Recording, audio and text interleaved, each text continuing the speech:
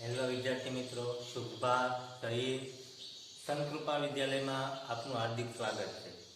ધોરણ 10 NCERT chapter number 1 વાસ્તવિક સંખ્યાઓ. તમે લગભગ વાસ્તવિક સંખ્યાઓ વિશે તો ધોરણ 5 થી શીખતા આવ્યા છો કે જુદી જુદી પ્રકારની સંખ્યાઓ છે, એમના સરવાળા, બાદબાકી, ગુણાકાર, ભાગાકાર, દશાંશ સ્વરૂપ છે, સમય સંખ્યા, અસમય સંખ્યા, એ તમે ધોરણ 5 થી 9 સુધી બધી સંખ્યાઓ ભણેલા છો. એ બધી સંખ્યાનો હવે આપણે ઉપયોગ કરવાનો છે ધોરણ 10 ની અંદર. કઈ રીતે ઉપયોગ કરવો, એમના પર કઈ કઈ પ્રક્રિયાઓ થાય, જુદા જુદા ગણિત શાસ્ત્રીઓ એમના પર શું કીધું છે, એ બધું જ આપણે આ પ્રકરણની અંદર ભણવાનું છે. તો પેલા વાસ્તવિક સંખ્યાઓ છે શીખતા પહેલા જે આપણે અગાઉ થોડીક અમુક સંખ્યાઓની જરૂરિયાત છે એમનું પુનરાવર્તન કરી લઈએ. એક્ઝામ્પલ તરીકે પહેલું આપણને નામ આવ્યું છે પ્રાકૃતિક સંખ્યાઓ, કે જે નેચરલ નંબર, જેને આપણે સામાન્ય રીતે n સંખ્યા વડે દર્શાવીએ. તો એની અંદર કેવા પ્રકારની સંખ્યાઓ આવે, તો કે એમના ઉપર છે બધા પ્રકારની, મતલબ કે ફક્ત ધન સંખ્યાઓ જ આવે, બધા પ્રકારની ન આવી શકે. કેવી સંખ્યાઓ આવે છે? ફક્ત ને ફક્ત ધન સંખ્યાઓ જ નેચરલ નંબર, વાસ્તવિકની પણ પ્રાકૃતિક સંખ્યાની અંદર આવી શકે છે. નેક્સ્ટ બીજો ક્વેશ્ચન છે આપણો પૂર્ણ સંખ્યાઓ, હોલ નંબર, જેને આપણે સામાન્ય રીતે W નામની સંખ્યા વડે દર્શાવીએ છીએ. જેની અંદર છે એ 0 ઉમેરતા, આની અંદર ફક્ત ધન સંખ્યાઓ હતી, પણ આની અંદર પ્લસ કોણ થશે, તો કે 0 પ્લસ 1 2 3 4 ક્યાં સુધી, તો કે તમે અનંત સુધી લખી શકો. એ બધી જ પ્રકારની સંખ્યાઓને છે એ આપણે કેવી સંખ્યાઓ કહી શકીએ, તો કે એ બધી પૂર્ણ છે. પૂર્ણ સંખ્યાઓ છે અને W ના ગણ વડે દર્શાવી શકીએ. નેક્સ્ટ પૂર્ણાંક સંખ્યા આવે છે. પૂર્ણાંક સંખ્યાઓની અંદર છે ઇન્ટરગેટ અથવા ઝેલન શબ્દ ઉપરથી z સંખ્યા વડે દર્શાવાય છે. જેની અંદર છે 0 1 2 3 4 અનંત સુધી, મતલબ કે ધન સંખ્યાઓ, ઉપરાંત -1 -2 -3 -4 એમ એ બધું પણ અનંત સુધી, એટલે કે ઋણ સંખ્યાઓ, 0 અને ધન સંખ્યાઓ બધી આવી બધી પ્રકારની સંખ્યાઓ હોય એ પૂર્ણાંક સંખ્યા z ગણની અંદર આવી શકે. નેક્સ્ટ સમય સંખ્યાઓ, કોશન્સ અથવા રેટિશનલ કહેવાય, જેમને આપણે q સંખ્યા વડે દર્શાવીએ છીએ. કોશન્સ અથવા રેટિશનલ, કોશન્સ પરથી q શબ્દ આવ્યો છે. જે અંશ અને છેદ પ્રકારની હોય એવી સંખ્યાઓને આપણે સમય સંખ્યાઓ કહીએ છીએ. કે એમનો ભાગાકાર કરતા અમુક સંખ્યા પછી એમનો ભાગાકાર અટકી જતો હોય એવી સંખ્યાઓને આપણે શું કહીએ છીએ, તો કે સમય સંખ્યાઓ કહીએ. જેની અંદર છે 1/2 5/4 0 ધન અને ઋણ, આ બધા પ્રકારની સંખ્યાઓ પણ આવી શકે છે. પણ આ સંખ્યાઓ લખવામાં છે ને અમુક પ્રકારની શરતો છે, એને આધીને જે લખી શકાય. તો એની શરતો કઈ છે, તો કે q = 0, જે આપણે અંશ અને છેદ સ્વરૂપે લખીએ છીએ ને, p/q સ્વરૂપે, એમાં જે નીચે q લખેલો છે એ ક્યારેય પણ શૂન્ય હશે નહીં. અને હંમેશા q ની કિંમત ક્યાંથી લેવાની છે, તો કે હંમેશા q ની કિંમત છે એ નેચરલ નંબર માંથી જ લેવાની છે. કોઈ દિવસ પૂર્ણાંક કે સમય સંખ્યામાંથી લેવાની આવતી નથી. એટલા માટેની શરત છે કે q ≠ 0, q ક્યારેય પણ 0 નહીં હોય, અને q ની કિંમત હંમેશા n પ્રાકૃતિક સંખ્યામાંથી જ લેવાની છે. અને p ની કિંમત હંમેશા z માંથી, મતલબ કે ઋણ, 0 અને ધન સંખ્યાઓ તમે લઈ શકો, એની સિવાયની એક પણ સંખ્યાઓ લઈ શકો નહીં. તો જ એવી સંખ્યાઓ જે હોય છે એમને આપણે સમય સંખ્યાઓ કહી શકીએ. જો ઉપર આપણે છે એ વર્ગમૂળ વાળી સંખ્યા ના લઈ શકીએ, p ની જગ્યાએ કે q ની જગ્યાએ. એની ખાસ શરતોને પાલન થાય તો જ આપણે એમને સમય સંખ્યાઓ કહી શકીએ. ત્યારબાદ અસમય સંખ્યાઓ આવે કે ઇરેશનલ નંબર, જનરલ રીતે તેમને i વડે પણ દર્શાવાય છે. જેની અંદર √2 √3 √5 અને π. જો π છે કે એનું પાકું મૂલ્ય નથી, π નું એનું આસન મૂલ્ય છે. π નું મૂલ્ય આપણને ખબર છે કેટલું છે, તો કે 22/7 અથવા 3.14. તમે અગાઉના ધોરણની અંદર પણ મેળવી ગયા. તો જો તમે 22/7 કરો ને તો 3.14 એ ફિક્સ આંકડો નથી આવતો, એના પછી ઘણા બધા આંકડા આવે. પણ સરળતા માટે આપણે નજીકનો આંકડો લઈએ, એટલા માટે 3.14 છે એમનું નજીકનું મૂલ્ય, મતલબ કે તેમનું આસન મૂલ્ય, તેમનું નજીકનું મૂલ્ય જે હોય એ ગણવામાં આવે છે. તેથી π એ પણ અસમય સંખ્યાઓ કહેવાય છે. તો ચાર પ્રકારની સંખ્યાઓ પ્રાકૃતિક, પૂર્ણ, પૂર્ણાંક, સમય, અસમય સંખ્યા. ત્યારબાદ લાસ્ટમાં છેલ્લો એનો પ્રકાર આવે છે વાસ્તવિક સંખ્યા, રિયલ નંબર, કે જેને આપણે r વડે દર્શાવીએ છીએ. તો એની અંદર કે ઉપરની બધા પ્રકારની સંખ્યાઓ, ઉપરની બધા પ્રકારની મતલબ કે તો કે કયા કયા, તો કે n, પછી કયા આવે તો કે w, z, q, પછી તો કે i, મતલબ કે પ્રાકૃતિક, પૂર્ણ, પૂર્ણાંક, સમય, અસમય એ બધા પ્રકારની સંખ્યાઓ છે એ શેની અંદર આવી રહે છે તો કે રિયલ નંબર, વાસ્તવિક સંખ્યા r માં આવી જતી હોય છે. જો આ પ્રાકૃતિક સંખ્યા છે એની બધી સંખ્યાઓ શેમાં આવેલી છે તો કે w માં, w ની બધા પ્રકારની સંખ્યાઓ તો કે z માં, z ની બધા પ્રકારની સંખ્યાઓ તો કે q માં, અને q ની બધા પ્રકારની સંખ્યાઓ તો કે i માં, અને i ની બધા પ્રકારની r માં. મતલબ કે એકબીજાના બધી સંખ્યાઓ છે ને ઉદ્ગણ પણ એમના કહી શકાય. તમને ઘણી બધી વાર એ સવાલ પૂછે કે n ઉપગણ w સાચું કે ખોટું, તો કે સાચું. શા માટે તો કે આનો અર્થ એવો થયો, ઉપગણની સંખ્યા આવી ધોરણ 9 માં પહેલા આવતું કે n ની બધા પ્રકારની સંખ્યાઓ w માં છે, તો કે હા. તો w માં કેવી તો કે 0 અને ધન બધી સંખ્યાઓ, તો પ્રાકૃતિકની ધન સંખ્યાઓ બધી પૂર્ણમાં છે, તો આનો ઉપગણ આમાં આવે. પછી આનો ઉપગણ છે શેમાં આવે તો કે z માં. આનો અર્થ એવો થયો કે n ની અને w ની બધાની સંખ્યા z માં આવેલી છે. એના ઉપરાંત એનો ઉપગણ લખવો હોય તો n ની કિંમતો, w ની કિંમતો, z ની કિંમતો એ બધી શેમાં આવેલી છે q માં. એ બધાની કિંમતોનો ગણ તો કે i માં, એ બધાનો ઉપગણ તો કે r. મતલબ કે આ બધા પ્રકારની લાસ્ટમાં જે આપણે જવાબ લખ્યો છે r, એમાં બધા પ્રકારની સંખ્યાઓ આવી જતી હોય છે. નેક્સ્ટ આપણે ધોરણ 9 ની અંદર ચર્ચા કરીએ કે કોઈ પણ સંખ્યાઓનું દશા સ્વરૂપ, પોઈન્ટ વાળું સ્વરૂપ એ કેટલા પ્રકારનું હોય, જેનો ઉપયોગ પણ આપણે આગળ કરવાનો છે, એમને પણ ટૂંકમાં સમજી લઈએ. તો મુખ્ય આપણે ત્રણ પ્રકાર છે. પહેલું છે શાંત દશા સ્વરૂપ, બીજું છે અનંત આવૃત સ્વરૂપ, અને ત્રીજું છે અનંત અનાવૃત સ્વરૂપ. શાંત દશા સ્વરૂપ કે કોઈ પણ સંખ્યા પોઈન્ટ વાળી આપેલી હોય અથવા સમય સંખ્યા આપેલી હોય કે એનો ભાગાકાર કરીએ તો ભાગાકાર કરતા અમુક સંખ્યા પછી એનો પોઈન્ટ માં જવાબ અટકી જાય. તો એવી સંખ્યાઓને છે, દાખલા તરીકે હું 1 ભાગ્યા 2 કરું, ભાગવાનો એટલે 0.0, 2 પંચા 10, અને શેષ શૂન્ય થઈ જતી હોય. કોઈ પણ મેં આમ લખ્યું હોય ને 1/2 ભાગ્યા આવી રીતે 1 ભાગ્યા 2 કરું તો પોઈન્ટ પછી અમુક ભાગ અટકી જાય, એવી સંખ્યાઓને શાંત દશા સ્વરૂપ કહેવાય. અહીંયા હું બીજું ઉદાહરણ આપું કે 2 ભાગ્યા 9, તો 2 તો 8, 1 બીજો હવે ભાગને એટલે પોઈન્ટ મૂકો અને 0, 2 પંચા 10. જો આનો ભાગાકાર છે એ અમુક પોઈન્ટ પછી અટકી જતો હોય તો એવી સંખ્યાઓને છે શાંત દશા સ્વરૂપ કહેવાય. મતલબ કે ભાગાકાર છે એ અટકી જતો હોય. ત્યારબાદ નેક્સ્ટ બીજું ઉદાહરણ છે કે અનંત અને આવૃત. મતલબ કે એવી સંખ્યાઓ કે જેમનો આપણે ભાગાકાર કરવા જઈએ તો ભાગાકાર કોઈ દિવસ પૂર્ણ ન થાય, અનંત સુધી ચાલ્યા જ કરે, એવી સંખ્યાઓને આપણે અનંત અને આવૃત સંખ્યાઓ કીધી. પણ આવૃતનો અર્થ એવો છે કે અહીંયા જો મેં એક્ઝામ્પલ આપ્યું કે 1.5, 1 2 1 2 1 2, મતલબ કે 1 2 1 2 આંકડો છે ને એ સતત પુનરાવર્તન પામે.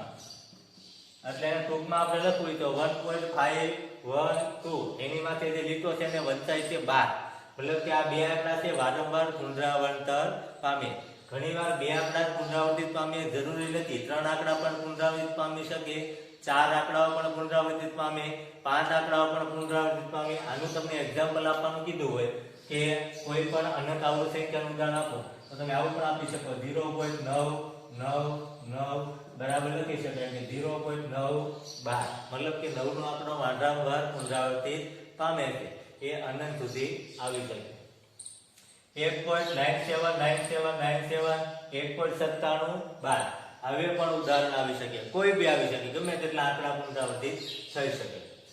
ત્રીજું એક્ઝામ્પલ છે અનંત અને અનાવૃત.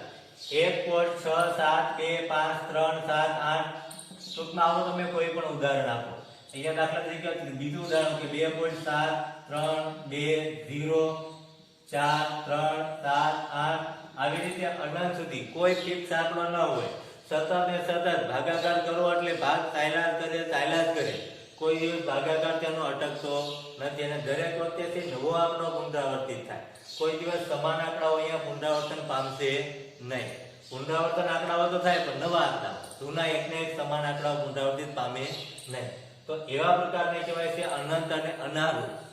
આવૃત નહીં, આવૃત એટલે કે સમાન, પુનરાવર્તન પામે છે પણ સમાન નહીં. અહીંયા આંકડાઓ પુનરાવર્તન થાય છે, ઘણી બધા વાર આવે છે, પણ સમાન આંકડાઓ આવી શકતા નથી. તો √2, √3, √5 વગેરે આ બધી સંખ્યાઓ છે એ બધી અસમય સંખ્યાઓ છે. અને પાય 3.14 એમનું આસન મૂલ્ય છે. આપણે અગાઉ પણ અહીંયા ચર્ચા કરી ગયા કોની અંદર તો કે અસમય સંખ્યાઓની અંદર. તો 3.14 એમનું આસન મૂલ્ય છે. એ બધી સંખ્યાઓ કેવી છે તો કે અસમય સંખ્યાઓ છે. આમના ઉપરથી વિદ્યાર્થી મિત્રો કેવા સવાલ આવશે તો કે જો આ બંને પ્રકારની સંખ્યાઓ છે ને એ બધી પ્રકારને આપણે કેવી સંખ્યા કહી શકીએ તો કે સમય સંખ્યા છે. આ સંખ્યા છે એ કેવી છે તો કે અસમય સંખ્યા છે. તો સમય સંખ્યા અને અસમય સંખ્યાનું ઉદાહરણ આપવામાં આવે એ કોના ઉપરથી તો કે અપૂર્ણાંક સ્વરૂપ ઉપરથી અથવા પોઈન્ટ વાળી સંખ્યા ઉપરથી આપવામાં આવે ત્યારે તમારે યાદ રાખવાનું કે જો સરખા આંકડા પુનરાવર્તિત પામતા હોય અથવા ભાગાકાર અટકી જતો હોય તો એ સમય સંખ્યા છે, અને સરખા આંકડા પુનરાવર્તિત ન પામતા હોય તો એ અસમય સંખ્યા છે. √2, √3, √5, 3.5 ની કિંમત આ બધી અસમય સંખ્યાઓમાં ગણતરી થાય છે. હવે નેક્સ્ટ આપણે વાત કરવાની છે કે વાસ્તવિક સંખ્યાઓની અંદર આપણે શું શીખવાના છીએ તો કે વાસ્તવિક સંખ્યાઓમાં આપણે મુખ્ય 4 વસ્તુ શીખવાની છે. પહેલી વસ્તુ એ કે યુક્લિડની ભાગ પ્રવિધિ કે જેનાથી આપણે પૂરેપૂરું સ્વાધ્યાય 1.1 ગણી શકશું કે બે સંખ્યાઓ આપેલી હોય તો આપણે ગુસા કઈ રીતે મેળવવો એ બાબતોની ચર્ચા કરવાની છે. ત્યારબાદ બીજો ટોપિક આપણો એ રહેશે કે અંકગણિતનું મૂળભૂત પ્રમેય. અંકગણિતનું મૂળભૂત પ્રમેય શું છે એમના ઉપરથી આપણે ગુસા અને લસા કઈ રીતે મેળવી શકીએ, બે સંખ્યાઓનો કઈ રીતે મળે, ત્રણ સંખ્યાઓનો કઈ રીતે મળે, ગુણાકાર સ્વરૂપે કઈ રીતે મળી શકે એ બધી બાબતો અને ઉપરાંત આ પ્રમેય ઉપરથી સ્વાધ્યાય 1.2 આખું આપણે ગણતરી કરી શકવાના છીએ. ત્યારબાદ ત્રીજું છે કે અસમય સંખ્યાઓની સાબિતી. અસમય સંખ્યાઓ એટલે કે √3, √5, √2 આવી બધી સંખ્યાઓ છે એ ખરેખર અસમય છે એની સાબિતી આપણે આપવાની છે. જે સ્વાધ્યાય 1.3 આખે આખો આપણે આ ટોપિકની અંદર ભણી શકવાના છીએ. ત્યારબાદ છેલ્લું કે સમય સંખ્યાઓનું દિશા સ્વરૂપ કે જેના ઉપરથી આપણે સ્વાધ્યાય 1.4 આખે આખું ગણવાનું છે. અને એના જે 3 પ્રકારના દિશા સ્વરૂપ છે, શાંત દિશા સ્વરૂપ, અનંત આવૃત અને અનંત અનાવૃત, એ બધાને આપણે દર્શાવવાનું કોણ સમય છે કોણ અસમય છે, શા માટે થાય છે, ન થવા માટેના કારણો અને થવા માટેનું જે કારણ છે એ બધી વસ્તુઓ આપણે એમના ઉપરથી જાણવાની છે. તો આપણે આગળ જોઈએ કે પહેલો ટોપિક આજે આપણે શીખવાનું છે કે યુક્લિડ ભાગ પ્રવિધિ કે જેનાથી આપણે ગુસા કઈ રીતે મેળવી શકીએ એ બાબત શીખવાની છે.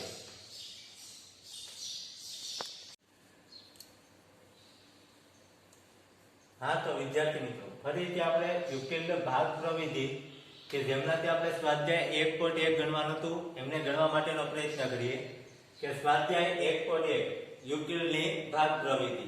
પણ યુક્લિડની ભાગ પ્રવિધિ દાખલા ગણવા માટે આપણે કઈ કઈ બાબતોની જરૂર પડવાની છે તો કે એ બાબતોને આપણે પહેલા સમજી લઈએ. એના માટે એક યુક્લિડે ભાગાકારનું પૂર્વ પ્રમેય લખેલું છે જેને આપણે બરોબર સમજવું પડે. તો પૂર્વ પ્રમેય એટલે શું પહેલા એ સમજી લઈએ કે પૂર્વ અગાઉથી જે સાબિતી આપી દીધેલી છે, કોઈ પણ ગણિતશાસ્ત્રી છે એ અમુક વસ્તુની અગાઉથી જે સાબિતી આપી દીધેલી છે ત્યારબાદ ફક્ત આપણે તેમનો ઉપયોગ કરીને આગળની પ્રોસેસ કરી શકીએ. દાખલા ગણવાની અંદર ફક્ત તેમનો ઉપયોગ કરી શકીએ. એ બધા જે પ્રમેય હોય છે એમને આપણે પૂર્વ પ્રમેય તરીકે ઓળખવામાં આવે છે. તો આવું જે પ્રમેય યુક્લિડ નામના ગણિતશાસ્ત્રીએ આપ્યું છે એ પ્રમેય શું કહેવા માંગે છે, કઈ રીતે આવે છે અને પ્રોપર રીતે આપણે સમજી લઈએ તો આપણે દાખલા ગણવામાં ખૂબ જ સરળતા રહેશે. તો આપણે ટ્રાય કરીએ એને સમજવા માટેની. તો એમણે શું કીધું છે કે આપેલા બે ધન પૂર્ણાંકો a અને b ને આપેલા બે છે ને એ બે ધન પૂર્ણાંક છે. કોણ તો કે આ જે a આપ્યો છે અને b આપ્યો છે એ ઋણ કે સમય કે અસમય નથી. એને સંગત એમાંથી એને સંગત અનન્ય એટલે કે અન્ય બીજા કોઈ પણ અનઋણ પૂર્ણાંકો, ઋણ ન હોય તેવા પૂર્ણાંકો q ને r એવા મળે. આ a અને b ઉપરથી આપણે કોઈ બી પ્રક્રિયા કરીએ કે એમને સંગત આના પ્રક્રિયા કરવાથી અન્ય એટલે કે બીજા અનઋણ પૂર્ણાંકો ઋણ ન હોય તેવા q ને r એવા મળે કે જેથી આપણને સૂત્ર કયું સાબિત કરી શકાય, a = 2q + r થાય ને જ્યાં r ની કિંમત એટલે 0 જેવડી અથવા 0 કરતા મોટી અને b ની કિંમત છે એ r ની કિંમત b કરતા નાની. અહીંયા મહત્તમથી આપણે r ને ધ્યાનમાં લેવાનો છે. r ની કિંમત કેટલી હોય તો કે 0 જેવડી અથવા 0 કરતા મોટી અને b કરતા નાની હોવી જોઈએ. હવે તમને એમ થાય સર આમાં તો બહુ કઈ સમજણ ના પડે. એક ઉદાહરણ આપું એટલે તમને કમ્પ્લીટ સમજાય છે. આજે કેવા માંગે છે ફોર એક્ઝામ્પલ છે કે 15 ભાગ્યા 7 જે આપણે 5ના ધોરણની અંદર પણ આવો ભાગાકાર કરતા તો તમને ખબર છે કે આપણે 7નો ઘડિયો મહત્તમ ત્યાં સુધી બોલવાનો આપણાથી વધેલી ત્યાં સુધી. તો લખી નાખો કે 7 2 ને 14 તો અહીંયા કેટલો વધે 1 ને અહીંયા વધે 0. તો આ 15 જે છે એ આપણા માટે શું ગણાય છે તો કે ભાજ્ય. 7 જે છે એ આપણા માટે શું ગણી શકાય તો કે ભાજક. તો આપણે આને જે કીધું છે એ મુજબ સમજવા દઈએ તો 15 છે ને આપણા માટે a સંખ્યા છે અને આ ભાજક છે આપણા માટે b સંખ્યા છે.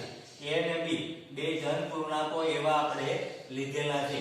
એને સંગત અનન્ય બીજા અંતર પૂર્ણાંકો તો ઉપર જે મળે છે એને આપણે ભાગફળ એવું નામ આપી શકીએ જેને આપણે દર્શાવશું q વડે.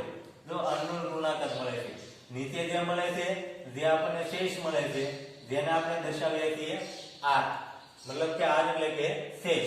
તો આના ઉપરથી આપણે જે ભાગાકાર ઊભો ભાગાકાર કરતા હતા ને એ ભાગાકારને યુક્લિડે શું દર્શાવ્યો છે આડી રીતે દર્શાવ્યો છે અને એમને સાબિત કરી બતાવ્યું કે જો તમે આ રીતે એને લખશો તો કોઈ દિવસ ખોટું આવશે નહીં. જો આપણે આડી રીતે આને કરવા દઈએ કે 15 બરાબર તમે લખો કે 7 ગુણ્યા 2 તો 7 દુ 14 એમાં 1 ઉમેરશો એટલે બરોબર 15 મળે છે. તો કે આડી રીત પણ તેમની સાચી છે. તો આપણે આને શું કીધું હતું a 7 ને આપણે શું કીધું હતું b એને ગુણ્યા 2 એટલે આપણે શું મળ્યું q અને વત્તા 1 એટલે આપણે શું મળ્યું તો કે r.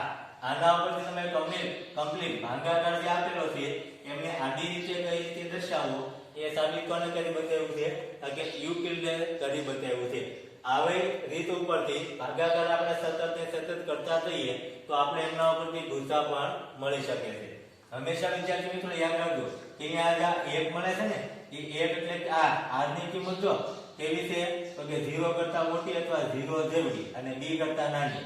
આ તો તમે આના ઉપરથી યાદ રાખશો તો શરતો યાદ રહેશે. આ શરતો પણ એક માર્ક્સની અંદર પૂછાતી હોય, આ સૂત્ર પણ એક માર્ક્સની અંદર પૂછાતું હોય અને આ વ્યાખ્યા પણ બની શકે તો 5 વાર લખીને તૈયાર કરી લેજો. 2 ગુણની અંદર 1 ગુણની અંદર ક્યાંય પણ આવી શકે.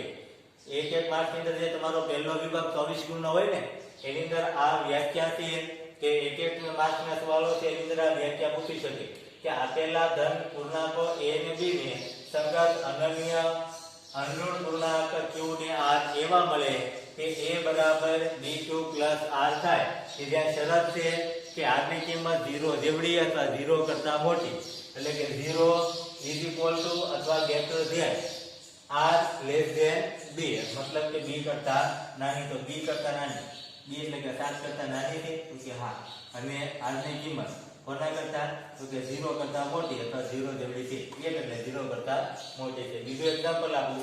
દાખલા તરીકે મેં અહીંયા 19 ભાગ્યા 7 કર્યા તો આ તો 19 ભાગ્યા 2 લઈ લેવા. કોઈ બી સંખ્યા લઈ શકાય. તો 2 એકા 2 2 તો 5 એમ આપણે 2 નવવા કેટલા લખી શકીએ તો કે 18. શેષ કેટલી વધી 1. તો આપણી પાસે 19 બરાબર લખી શકીએ કે ભાજ્ય સંખ્યા કઈ છે 2 એને કેટલા વડે ગુણું 9 તો એને વત્તા કેટલા કરી શકું 1. તો તમે વિચારો કે આપણી આ શરતનું પાલન થાય છે કે નહીં. શરતને યાદ રાખવા માટે સમજાવું છું કે r શેષની કિંમત આપણે 1 મળે છે. એ કેવી મળે છે તો કે 0 જેવડી અથવા 0 કરતા મોટી તો કે હા બરોબર છે અને b કરતા નાની. હંમેશા વિદ્યાર્થી મિત્રો અહીંયા જે શેષ મળશે એ b મતલબ કે જે ભાજક છે એ ભાજક કરતા નાની જ મળવાની છે. ના મળતી હોય તો આ શરતનું પાલન થઈ શકે નહીં. તો યુક્લિડે કમ્પ્લીટ સાબિતી આપેલી છે એટલા માટે આ ખોટું હશે નહીં. તો તમારે યુક્લિડ ભાગ પ્રવિધિ ઉપરથી આ સૂત્ર યાદ રાખવાનું છે, એની શરત યાદ રાખવાની છે, શરત સાથે આ વ્યાખ્યા પણ એનું પૂર્વક્રમે તૈયાર કરી લેવાનું છે.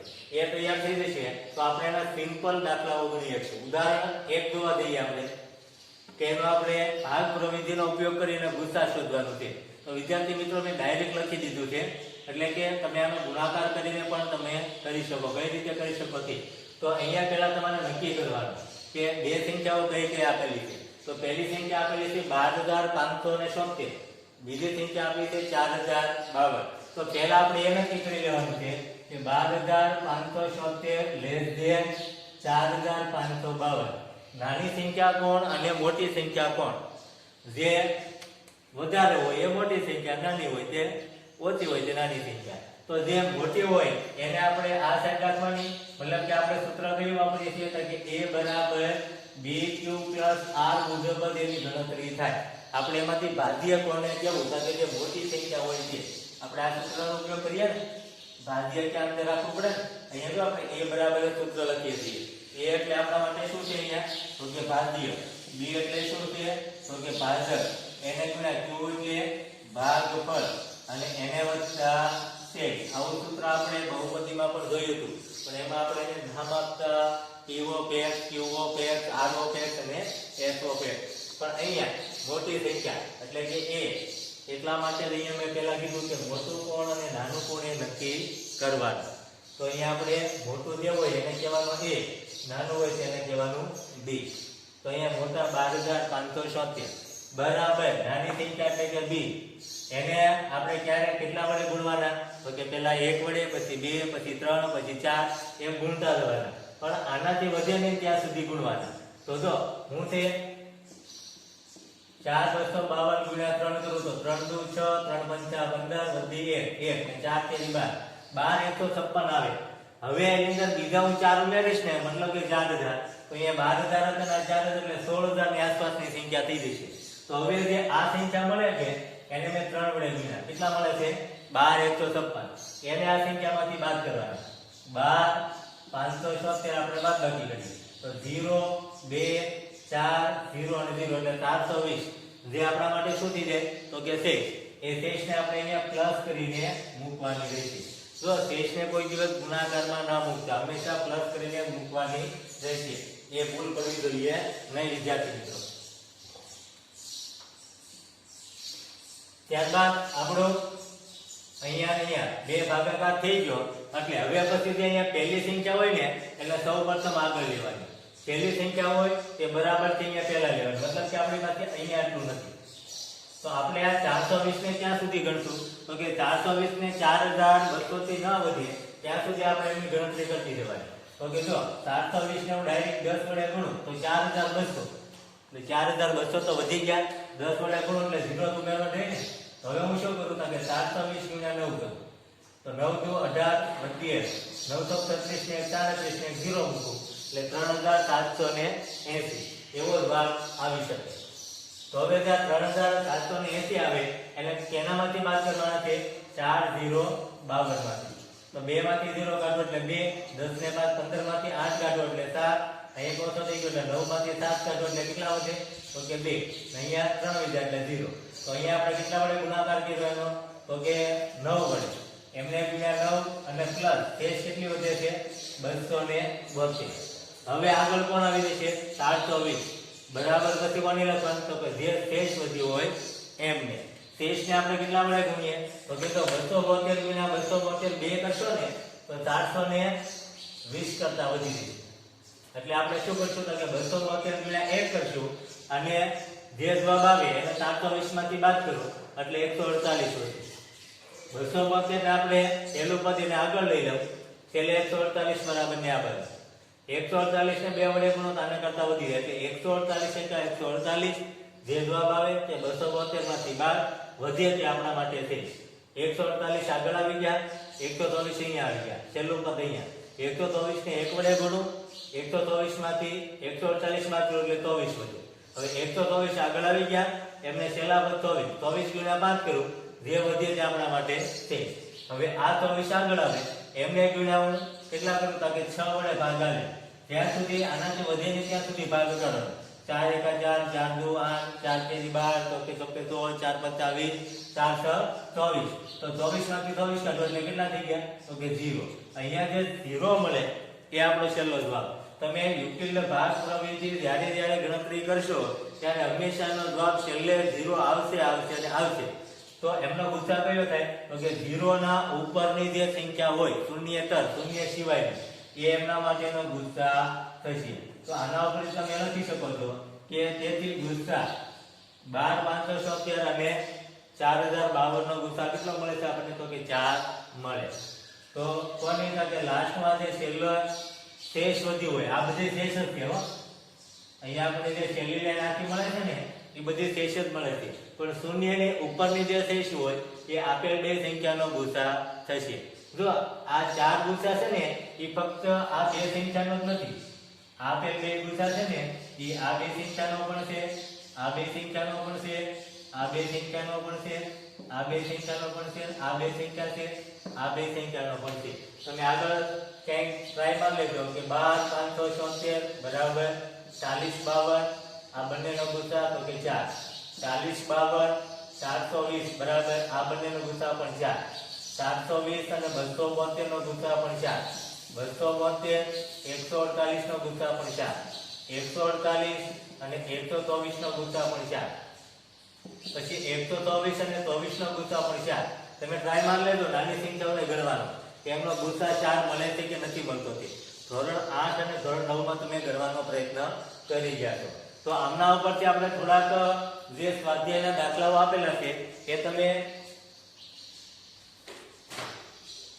સ્વાધ્યાયના દાખલા નંબર જે ગુસા અને લસા શોધવાના છે વિદ્યાર્થી મિત્રો જાતે ગણવા માટેનો પ્રયત્ન કરશો એવો મને આશા છે. સ્વાધ્યાય 1.1 નો પહેલો દાખલાના 3 દાખલા આપેલા છે. એની સિવાયના દાખલાઓની પ્રેક્ટિસ કરવા માટે હું હમણાં તમને PDF ફાઇલ પણ સેન્ડ કરવાનો છું હોમવર્કની સાથે, એ પણ તમે જાતે ગણવા પ્રયત્ન કરશો. જો વિદ્યાર્થી મિત્રો આ બે ગુણની અંદર દાખલો ફરજિયાત બોર્ડમાં આવે છે, યુક્લિડ ભાગ પ્રવૃત્તિથી ગુસા શોધો, એટલે કોઈ દિવસ આને ભૂલવાનું નથી કે આપણે શીખવાનું નથી. એમ ન આવડે તો મને 2 વાર રિપ્લાય આપજો. મને ઘણા બધા એક્ઝામ્પલ ગણાવીશ તમને શીખવા માટેનો પ્રયત્ન કરી.